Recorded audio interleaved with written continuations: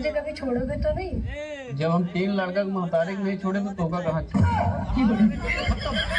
By bye tata good bye. I love you राजा, I love you.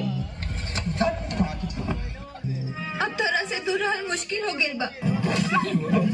मांगो तेरा बहन का सौदा महावीर वाला करा मैया का सौदा वाला।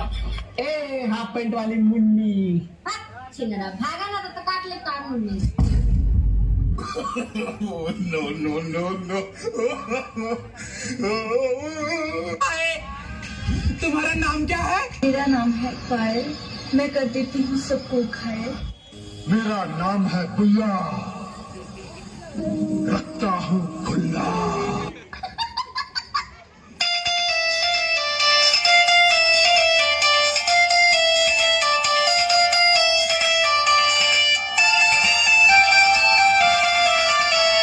हेलो हाँ भाई बोल। सुन ना भाई एगो बहुत बड़ मुसीबत में हम फंस गए बनी यार। का कुछ बोल भाई। यार भोरे भोरे हम घर से निकलनी है आइल बनी पाटन ना। हाँ अब मेहरारू के चौधी पहन ले बनी बुझाते नहीं कि बैठ के पेशाब करी कि खड़ा होके करी। बैठिए का मार ले।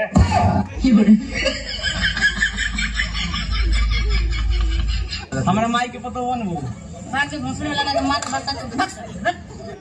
झाड़ हो जाइए हमरा, तारा नहीं 50 रख लेवन। तो तूने मुझे रोका क्यों नहीं? मैं बेवकूफ हूं ना, पागल हूं ना। तू मेरी सुनती कहाँ है? नहीं सुनती, मेरी मर्जी।